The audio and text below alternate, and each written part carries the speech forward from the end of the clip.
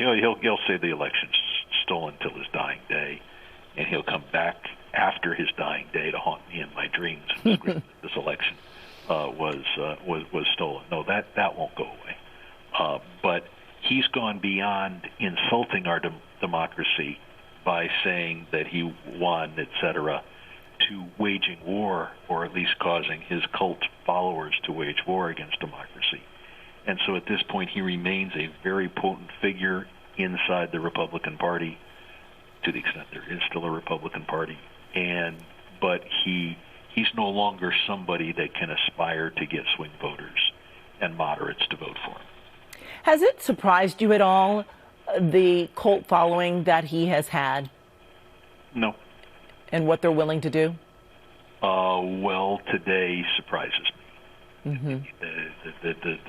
The show up at known super spreader events is something that surprised me for a while and then stopped surprising me. This surprises me.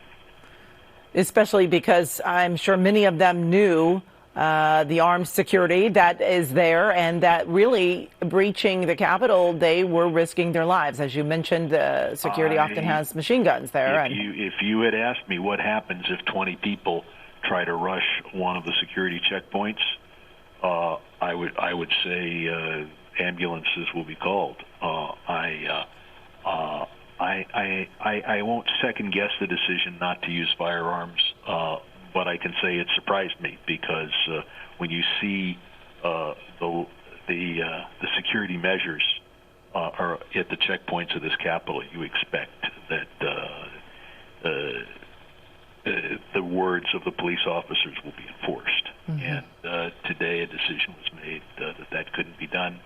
And I'm sure this will be reviewed, and I'm not a law enforcement expert, but and I'm commenting, after the fact. But clearly there should have been 1,000 or 2,000 guardsmen at this Capitol this morning. Do you think things were different because of the pandemic and people have not been allowed in? I mean, as far as the public?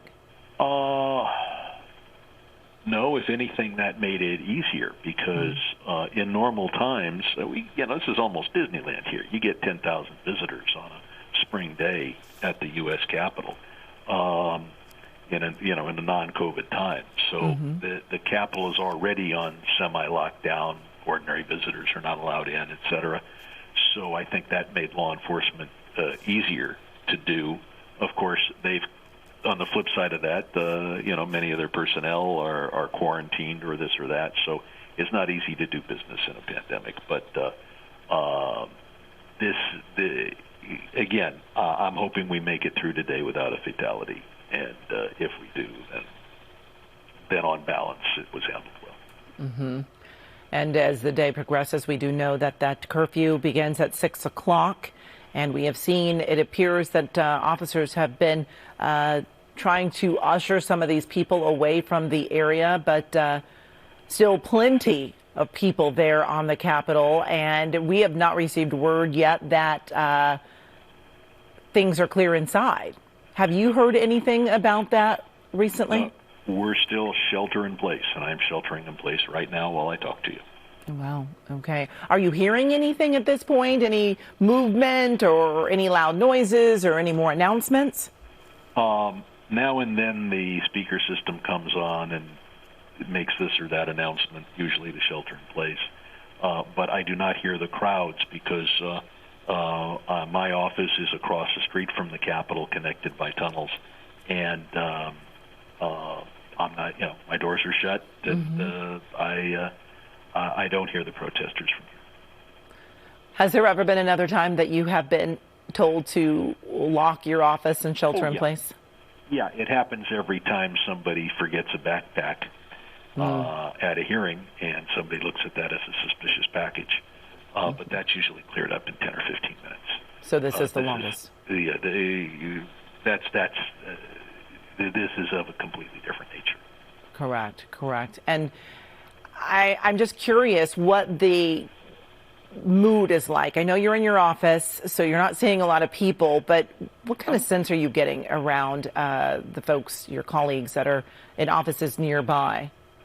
I would say my colleagues have a little bit of fear and an awful lot of grim determination. I'm sorry, I could not hear all that you said. I say my colleagues have a little bit of fear or angst and a whole lot of grim determination.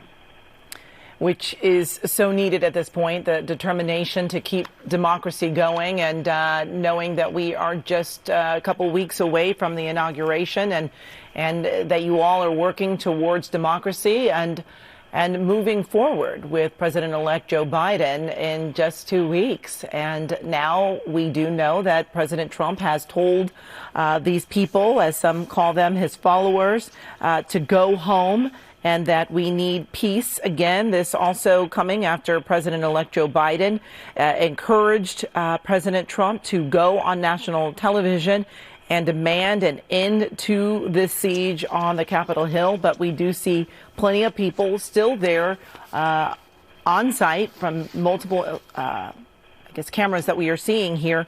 But we do know that shots were fired. At least one person was shot. We do not know the condition of that person. We do know that people were able to get into the Capitol, breaking windows, setting off fire extinguishers, and really just chaos inside the Capitol, where some were seen posing in the office of House Speaker Pelosi and posing on the floor, as you called it, Representative Sherman, desecration. Tear gas in the rotunda. I never thought I'd see it, and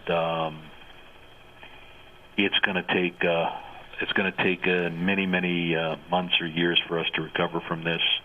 We're also recovering from the COVID pandemic. We're at a low point, but I think that 6 months from now, things are going to be much better. Yes, and as you mentioned, the pandemic, we've just learned that Governor Gavin Newsom has canceled his COVID-19 update today out of an abundance of caution to ensure the safety of governor's office staff. He did release a statement. Peaceful protest is an important mechanism of our democracy, but what we are witnessing in our nation's Capitol building is reprehensible and an outright assault to our democracy and democratic institutions. The people of California have spoken, and our congressional delegation should never have to fear for their lives to represent Californians. We are concerned for the safety of California's congressional delegation and U.S. Capitol staff, and are reaching out to offer support in every way possible. President Trump must call for an end to this escalating situation, acknowledge the will of the people to bring President-elect Biden to the White House, and move immediately to a peaceful transition of power. Hopefully you were able to hear all of that. I heard all of that, and it's going to take a while to restore our democracy. If anything, though, perhaps a good chunk of the Republican Party will be so repelled by what they see today that they will split from Trump and turn him into the fringe character that he's always deserved to be. Also this idea of peaceful protest. Peaceful protest is when you express yourself without destroying property, without preventing important events from occurring, without shouting down a speaker, without invading a room. And the fact that the vast majority of these protesters have not pulled out a knife or a gun does not mean that what they're doing is peaceful. It's certainly not law-abiding. And we did hear that there was at least one explosive device that was found near the Capitol. Fortunately, that was not detonated, and we understand that it has been safely secured. But, you know, we do know shots were fired. We don't know what prompted those shots, if some of those protesters did, in fact, have guns. We were not able to see any weapons. We do know that they were using a fire extinguisher, which, of course, you know, can be used as a weapon. But, you know, this is just really just so concerning to just see this happening on the Capitol. And we are seeing a line here by officers on the left of your screen as officers are trying to get control of this situation as time is quickly approaching to 6 p.m. your time.